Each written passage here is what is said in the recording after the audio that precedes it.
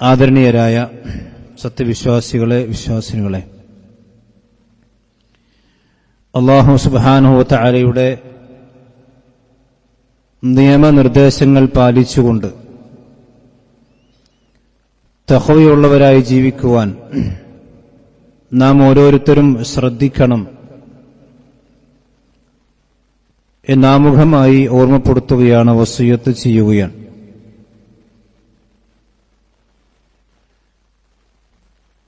നമ്മുടെ മക്കൾ ഒരു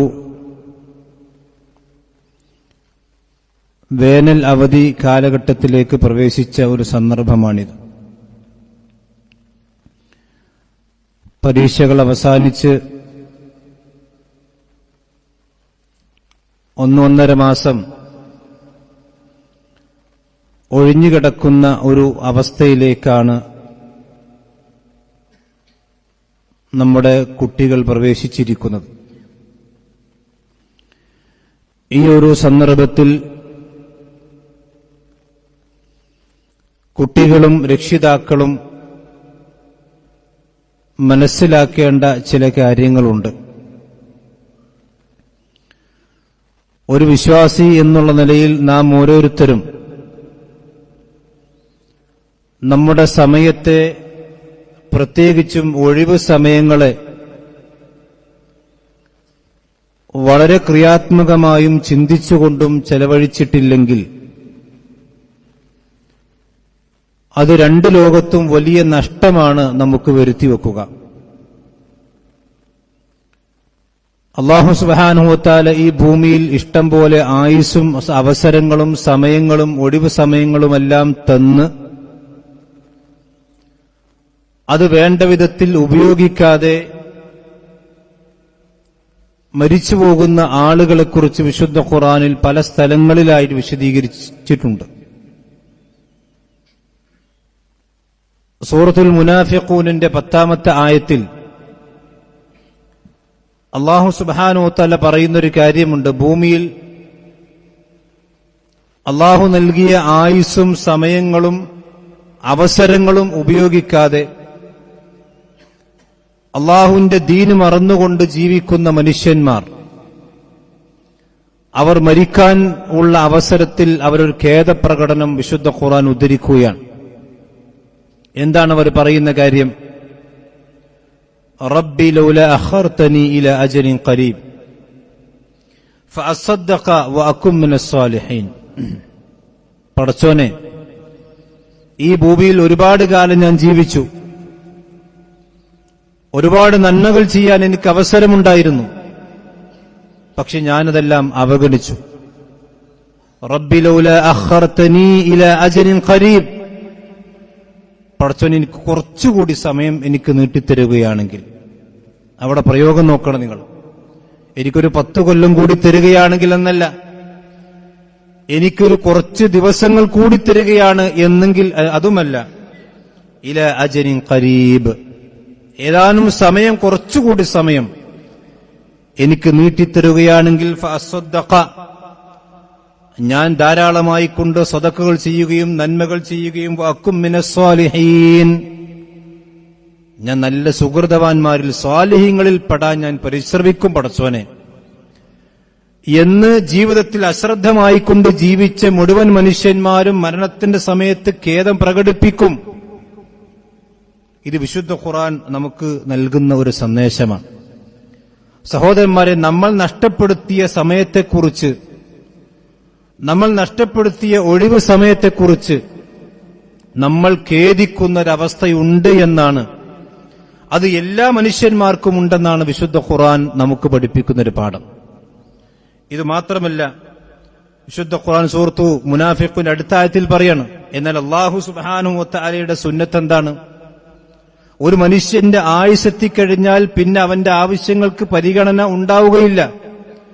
അതിന് എന്ത് അട്ടഹസിച്ചിട്ടും എന്ത് നിലവിളിച്ചിട്ടും കാര്യമില്ല. അല്ലാഹു പറയാണ്, വലൻ യുഅഖിറല്ലാഹു നഫ്സൻ ഇദാ ജാഅ അജലുഹാ, ഒരു മനുഷ്യന്റെ അജലെത്തിക്കഴിഞ്ഞാൽ പിന്നീട് അതിനെ പിന്തിക്കുന്ന അവസ്ഥയല്ല. വല്ലാഹു ഖബീറും ബിമാ തഅമലൂൻ, നിങ്ങൾ പ്രവർത്തിക്കുന്നതിനെക്കുറിച്ചൊക്കെ അല്ലാഹു സൂക്ഷ്മമായി അറിയുന്നവനാണ്. അപ്പൊ ഈ ഒരു അവസ്ഥ സഹോദരന്മാരെ, പ്രത്യേകിച്ചും കുട്ടികളോടും യുവാക്കളോടും എനിക്ക് പറയാനുള്ളത്, നമ്മൾ പാഴാക്കി കളയുന്ന, നമ്മൾ വേസ്റ്റാക്കി കളയുന്ന സമയത്തെ ഒരു അമൂല്യ വസ്തുവായി പ്രത്യേകിച്ചും ഈ ഒഴിവ് കാലഘട്ടത്തിൽ നാം മനസ്സിലാക്കണം. ഇല്ലെങ്കിൽ നമ്മൾ ഖേദിക്കും. ഇത് മരണസമയത്ത് മാത്രമല്ല, അള്ളാഹു സുബ്ഹാനഹു വ തആല അള്ളാഹുവിന്റെ പരലോകത്ത് കോടതിയിലേക്ക് എത്തിക്കഴിഞ്ഞാൽ, ഒരു വേള ആ മനുഷ്യൻ അള്ളാഹുവിന്റെ ദീന് സ്വീകരിക്കാതെ മരിച്ചുപോയ മനുഷ്യനാണെങ്കിൽ നരകത്തിൽ കിടന്നും അവൻ ഖേദപ്രകടനം നടത്തുമെന്നാണ് വിശുദ്ധ ഖുർആൻ പഠിപ്പിക്കുന്നത്.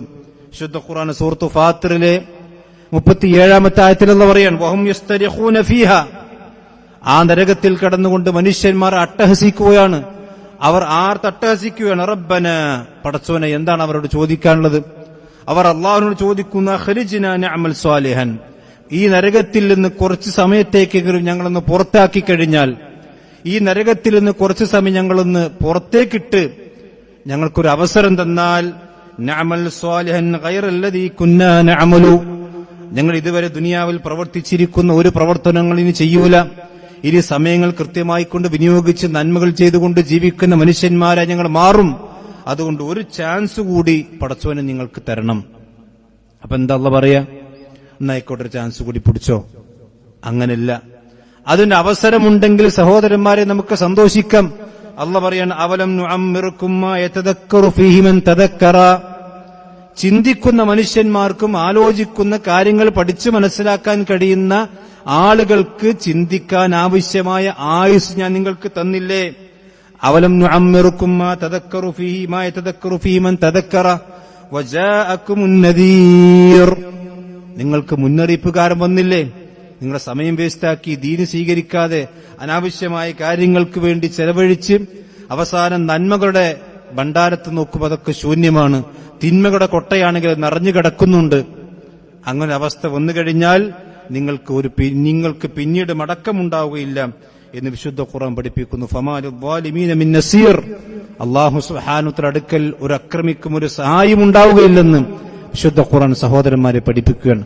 അതുകൊണ്ട് നമ്മളെല്ലാവരും ചിന്തിക്കേണ്ട കാര്യം, ഒരു മനുഷ്യനെ സംബന്ധിച്ച്, പ്രത്യേകിച്ച് വിശ്വാസി സംബന്ധിച്ചിടത്തോളം, അവന്റെ ആയുസ് ചുരുങ്ങിപ്പോകുന്നുണ്ടെങ്കിൽ അത് കൃത്യമായ അജണ്ടകൾ അവനുണ്ടാകണം, കൃത്യമായ പ്ലാനിങ്ങൾ ഉണ്ടാകണം. നബി സല്ലല്ലാഹു അലൈഹി വസല്ലം പറഞ്ഞു, യഖ്തനിം ഖംസൻ ഖബ്ല ഖംസിൻ, വിശ്വാസികളെ നിങ്ങൾ 5 കാര്യങ്ങൾ സ്വീകരിച്ച് ഒരുക്കി വെച്ചോ, 5 കാര്യങ്ങൾ നിങ്ങൾ ശരിക്കും ഒരുക്കി വെച്ചോ, 5 കാര്യങ്ങൾ നിങ്ങൾക്ക് വരുന്നതിന് മുമ്പായി.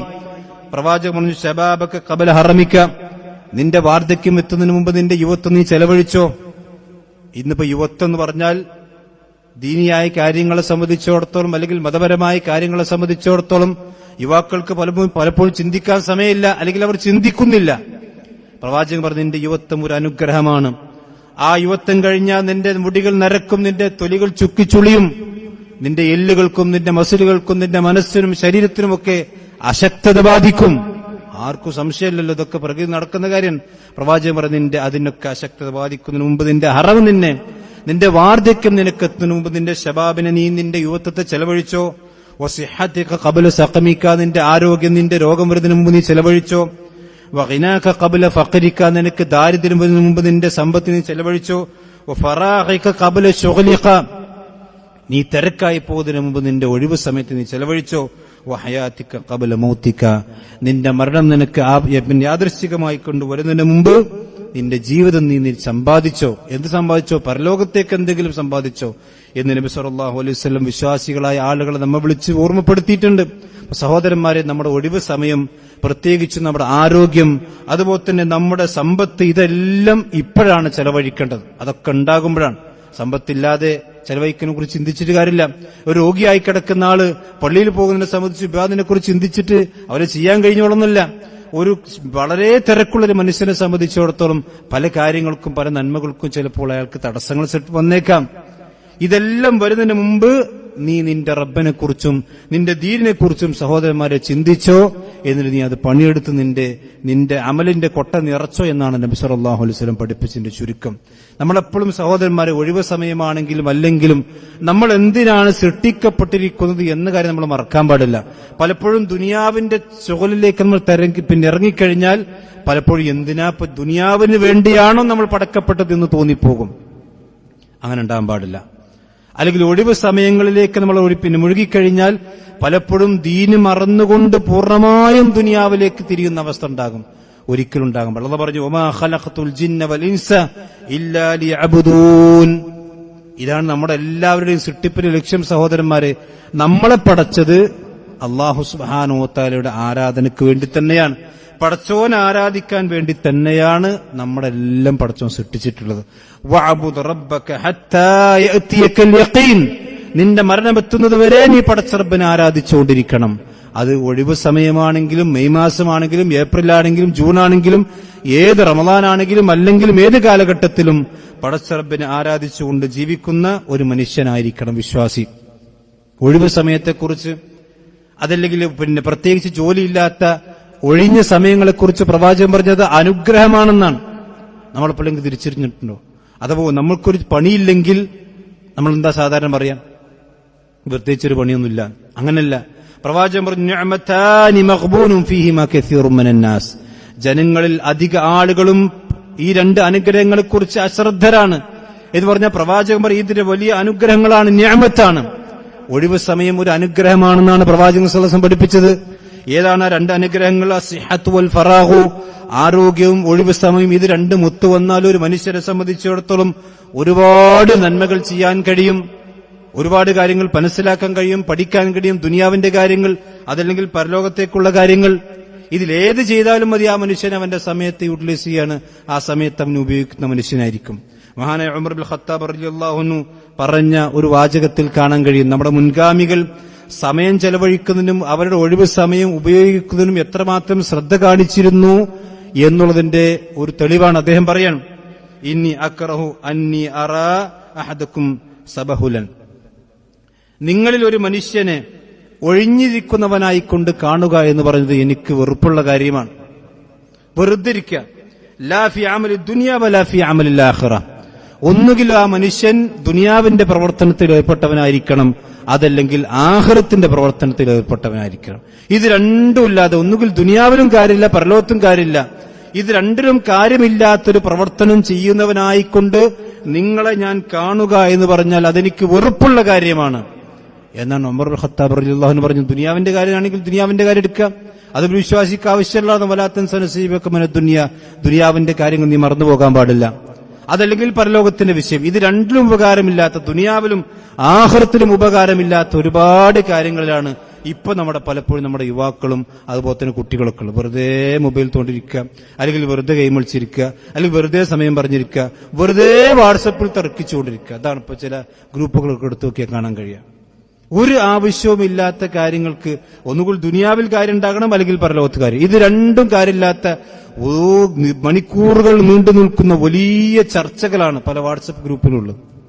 എന്താ അതുകൊണ്ട് കാര്യം? അത് പറയുന്നവന് കുറെ തിന്മകൾ ഇങ്ങനെ, അവന്റെ അമലിങ്ങനെ കൂടിക്കൊണ്ടിരിക്കും, അല്ലെങ്കിൽ ഒരുപക്ഷെ തിന്മയുടെ ഹസ്ബൻഡിന്റെ കാര്യങ്ങൾ കൂടിക്കൊണ്ടിരിക്കുന്നല്ലാതെ ഒരു ഉപകാരവുമില്ലാത്ത കാര്യത്തിൽ സഹോദരന്മാരെ, വിശ്വാസികളായ ആളുകൾ നമ്മൾ തലയിടാൻ പാടില്ല. അതാണ് ഉമർ റളിയല്ലാഹു അൻഹു പറഞ്ഞത്. ഒന്നുകിൽ നീ കാര്യം ചെയ്യുന്നുണ്ടെങ്കിൽ ദുനിയാവിന്റെ കാര്യം ചെയ്തോ, അതല്ലെങ്കിൽ പരലോകത്തിന്റെ കാര്യം ചെയ്യും. മഹാനായ ഹസനുൽ ബസ്രി റഹ്മത്തുള്ളാഹി അലൈഹി പറയും, അദ്റക്തു അഖ്വാമൻ കാനു അശദ്ദ ഹർസൻ അലാ ഔഖാതികും മിൻ ഹർസികും അലാ ദറാഹിമികും വദനാനീരികും.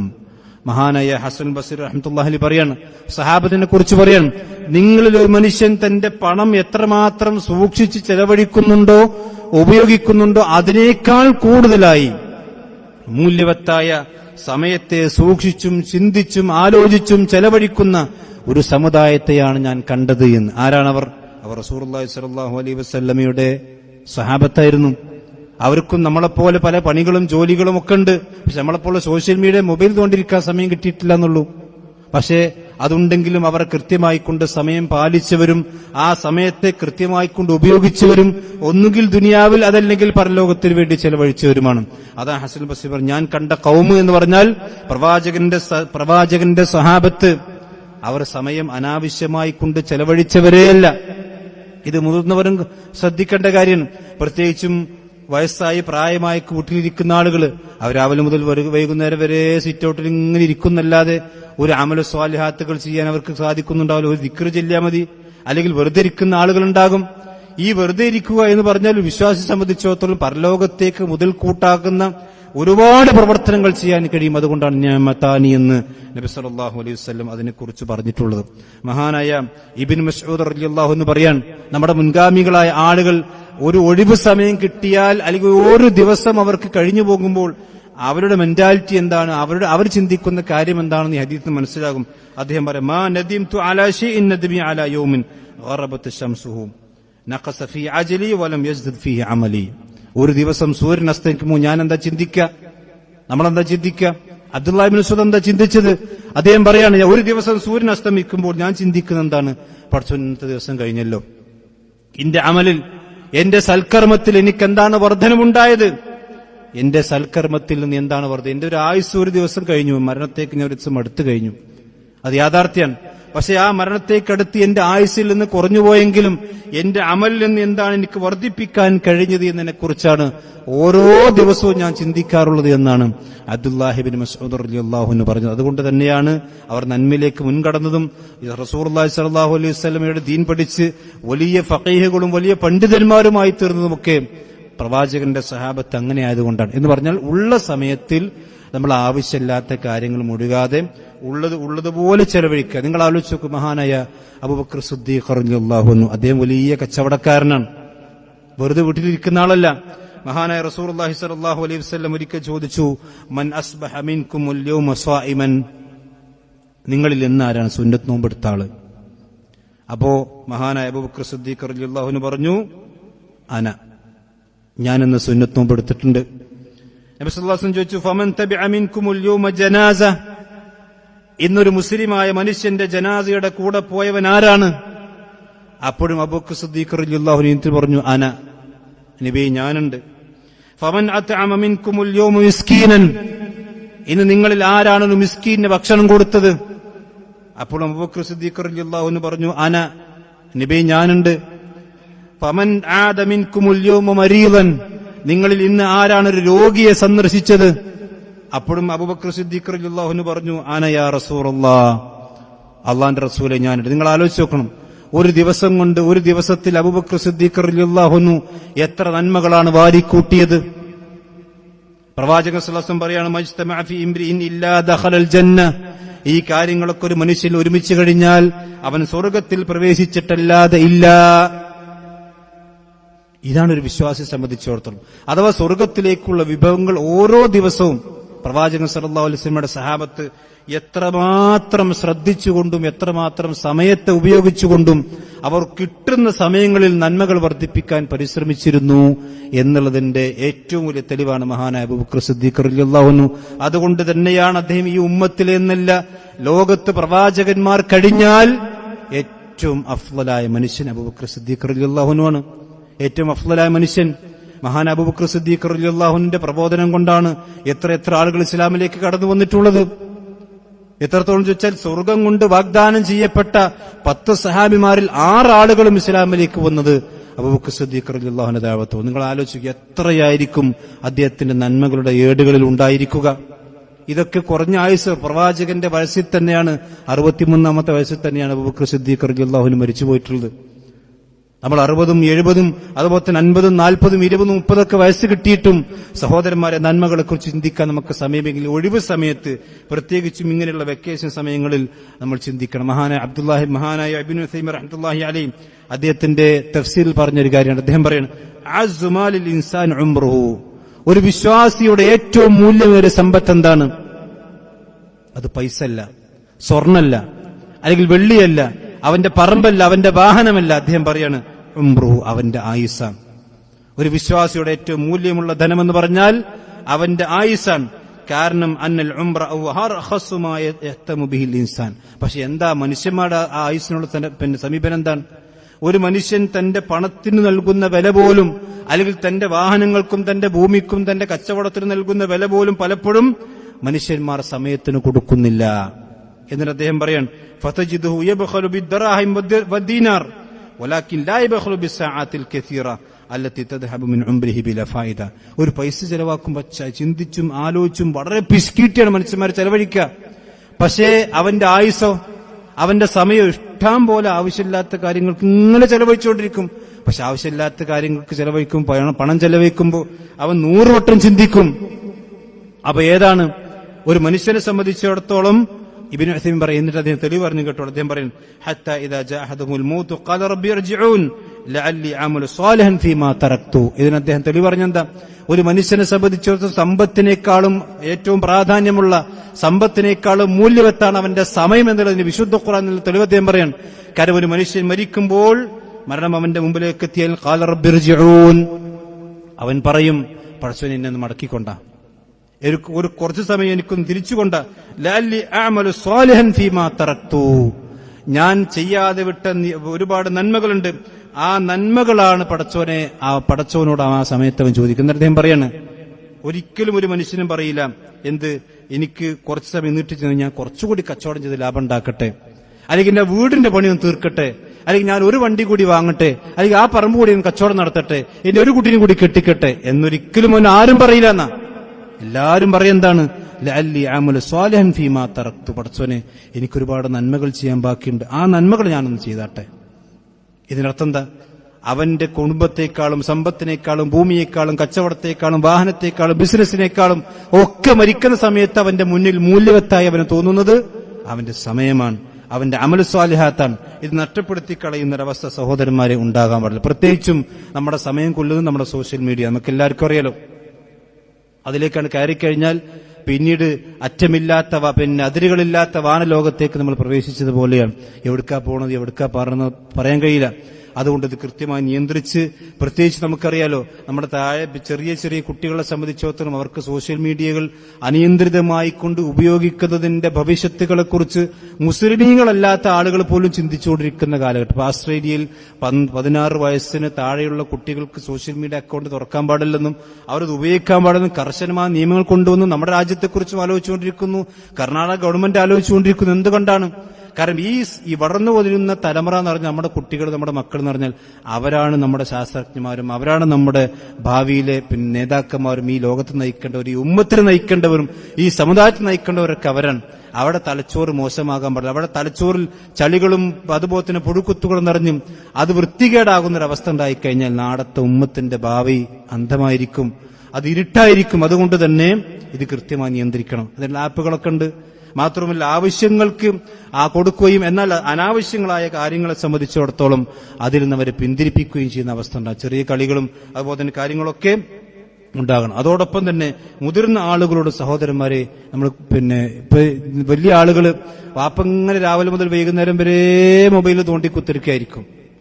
പിന്നെ മക്കള് ഒരു അരമണിക്കൂർ എടുക്കുമ്പോൾ അവരെ പറയുന്ന അവസ്ഥ ഉണ്ട്. നമ്മളതിന് മാതൃക കാണിച്ചു കൊടുക്കുക. ആവശ്യമുള്ള സമയങ്ങളിൽ ഉപയോഗിക്കുക, ആവശ്യമില്ലാത്ത സമയങ്ങളിൽ നല്ല കാര്യങ്ങളും വായനയായിട്ടും അതുപോലെ മറ്റു കാര്യങ്ങളൊക്കെ ഉപയോഗിച്ചു കഴിഞ്ഞാൽ നമ്മുടെ മക്കളും ആ മാർഗത്തിലേക്ക് വരും. പറഞ്ഞതിന്റെ ചുരുക്കതാണ്, ഒരു മനുഷ്യനെ സംബന്ധിച്ചിടത്തോളം അവന് കിട്ടുന്ന സമയം അത് അവന്റെ സ്വർണത്തെക്കാളും അവന്റെ പണത്തെക്കാളും മറ്റെന്തിനേക്കാളും സഹോദരന്മാരെ വിലപ്പെട്ടതാണ്. കാരണം സമ്പത്ത് എന്ന് പറഞ്ഞാൽ ഇന്നല്ലെങ്കിൽ നാളെ പിന്നെ ഉണ്ടാക്കാൻ കഴിയും. ഒരു പക്ഷേ ഇന്ന് നമുക്ക് നഷ്ടപ്പെട്ട സമ്പത്ത് നാളെ ഉണ്ടാക്കാൻ കഴിയും. ഇന്ന് നമുക്ക് നഷ്ടപ്പെട്ട പറമ്പ് നാളെ ചിലപ്പോൾ ജോലി എടുത്ത് വാങ്ങാൻ കഴിയും, ഒക്കെ നമുക്ക് വാങ്ങാൻ കഴിയും. പക്ഷെ ഇന്ന് നഷ്ടപ്പെട്ട സമയം എത്ര പൈസ കൊടുത്താലും നമുക്ക് കിട്ടൂലല്ലോ. ആ ആയുസ് തിരിച്ചു കിട്ടുന്ന അവസ്ഥയില്ല. അതുകൊണ്ട് തന്നെ മരണം എന്ന് പറയുന്നത് മനുഷ്യനെ സംബന്ധിച്ച് ഏത് സമയത്തും വരാം. അതിനു മുമ്പ് ഉള്ള സമയങ്ങൾ കൃത്യമായി ചെലവഴിച്ച് അസാസൂത്രിതമായി കൊണ്ട് ചെലവഴിക്കുന്ന അവസ്ഥ ഉണ്ടാകും. മരണം വന്നു കഴിഞ്ഞ് നമ്മളൊക്കെ വിലപിക്കും, ആർക്കും സംശയം വേണ്ട. ഏത് മനുഷ്യരാണെങ്കിലും കഴിഞ്ഞ കാലഘട്ടത്തെക്കുറിച്ച് ചിന്തിക്കാതെ ഒരു മനുഷ്യനും മരിക്കൂല എന്നാണ്. പക്ഷെ ആ സന്ദർഭത്തിൽ അല്ലാഹു പറയാണ്, വഇദാ ജാ അജലുഹും ലാ യസ്തഖിറൂന സഅതൻ വലാ യസ്തഖദിമൂൻ.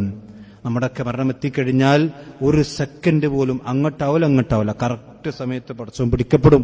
പടച്ചവൻ നമ്മൾ പിടിക്കുന്ന അവസ്ഥ ഉണ്ടാകും. അതുകൊണ്ട് ആ സമയം വരുന്നതിന് മുമ്പ് നമുക്ക് അല്ലാഹു നൽകിയ സമയം നിഅമത്താണെന്ന് മനസ്സിലാക്കുക. വത്തഖൂ യൗമൻ തുർജഊന ഫീഹി ഇലല്ലാഹ്. അള്ളാഹുലേക്ക് മടക്കപ്പെടുന്ന ദിവസത്തെക്കുറിച്ച് നിങ്ങൾ ആലോചിക്കണം, ചിന്തിക്കണം, നിങ്ങൾ പേടിക്കണം.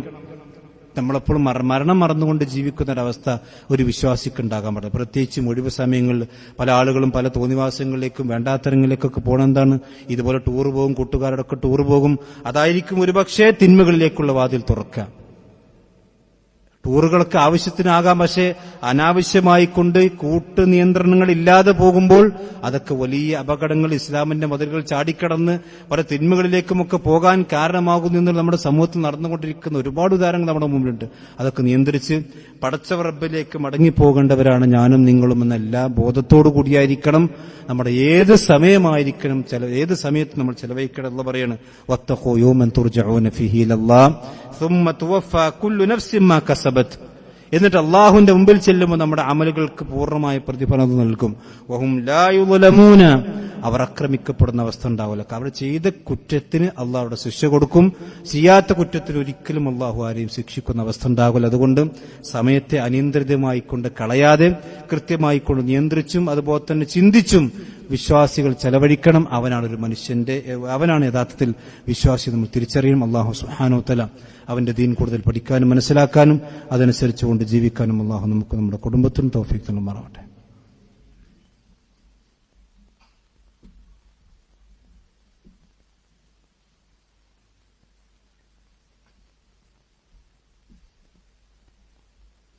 ഇന്നൽ ഹംദുലില്ലാഹി വസ്സലാത്തു വസ്സലാമു അലാ റസൂലില്ലാഹി വഅലാ ആലിഹി വസ്ഹബിഹി അജ്മഈൻ. അമ്മാ ബഅദ്. ഒരിക്കൽ കൂടി അല്ലാഹു സുബ്ഹാനഹു വ തആലയെ സൂക്ഷിച്ചുകൊണ്ട് ജീവിക്കണം എല്ലാവരെയും ഓർമ്മപ്പെടുത്തുകയാണ്. നമ്മുടെ നാട് ഒരു തെരഞ്ഞെടുപ്പിന്റെ വക്കിലെത്തി നിൽക്കുന്ന, അതിന്റെ മൂർധന്യാവസ്ഥയിലെത്തി നിൽക്കുന്ന ഒരു സന്ദർഭമാണിത്.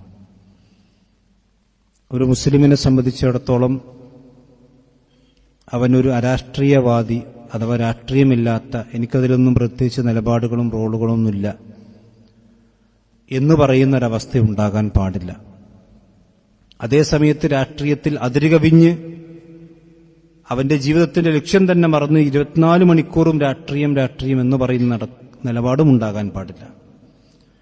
രണ്ടിന്റെയും മധ്യത്തിലാണ് ഒരു വിശ്വാസി നിൽക്കേണ്ടത്. ഇഫ്രാത്തും പാടില്ല, തഫ്രീത്തും പാടില്ല, ഗുലുവ് പാടില്ല, അതിക്രമിച്ചും പാടില്ല, നിഷേധാത്മക പ്രവണതയും ഒരു വിശ്വാസിയെ സംബന്ധിച്ചിടത്തോളം ഉണ്ടാകാൻ പാടില്ല. അതേസമയത്ത് വിശ്വാസികളായ ആളുകൾ വോട്ട് ചെയ്യുമ്പോൾ അവന്റെ വോട്ട് എന്തിനു വേണ്ടി അവൻ ചെലവഴിക്കുന്നു എന്ന് ചിന്തിക്കണം. ഒരു വിശ്വാസി എപ്പോഴും അവന്റെ ദീനിന്റെ കാര്യങ്ങളെ സംബന്ധിച്ചും അവനൊരു നിലപാട് സ്വീകരിക്കുമ്പോൾ അവന്റെ ദീനിനും അവന്റെ പ്രമാണങ്ങൾക്കും അതേപോലെ തന്നെ അവന്റെ പാരത്രിക ജീവിതത്തിലേക്കുള്ള കാര്യങ്ങൾക്കുമൊക്കെ ചിന്തിച്ചുകൊണ്ടായിരിക്കണം ഒരു വിശ്വാസി അത് വോട്ട് ചെയ്യുകയാണെങ്കിലും രാഷ്ട്രീയത്തിൽ പ്രവർത്തിക്കുകയാണെങ്കിലും ഒക്കെ ചെയ്യേണ്ടത്.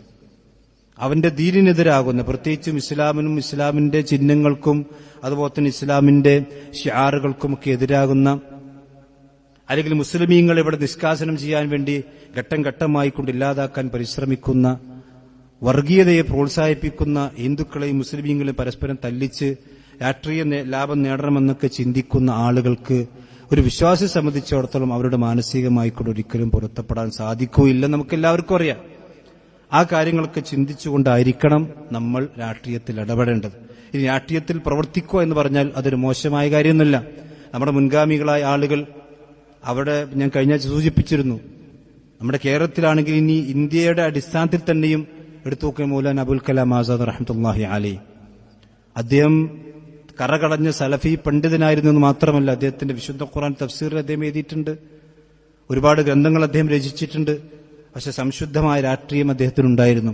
അങ്ങനെയുള്ള കറകളഞ്ഞ തന്റെ ദീനിന് കേടുപറ്റാത്ത ഒരു രാഷ്ട്രീയ പ്രവർത്തനത്തിൽ ഏർപ്പെടുകയാണെങ്കിൽ നിസ്കാരം ഒഴിവാക്കാത്ത, അതല്ലെങ്കിൽ തന്റെ ദീനിന് അപകടം പറ്റാത്ത രാഷ്ട്രീയ പ്രവർത്തകന്മാരായിരുന്നു നമ്മുടെ മുൻഗാമികളായ ആളുകൾ. അവരാണ് നമുക്ക് മാതൃക. അതല്ലാതെ പള്ളിന്റെ മുമ്പ് കൂടെ നിസ്കാരത്തിന് സമയം പോകുമ്പോഴും പ്രകടനം പോകുകയാണെങ്കിൽ ഈ പ്രകടനം കഴിഞ്ഞിട്ട് നിസ്കരിക്കാം, ആ രാഷ്ട്രീയം നമുക്ക് അപകടം ചെയ്യും.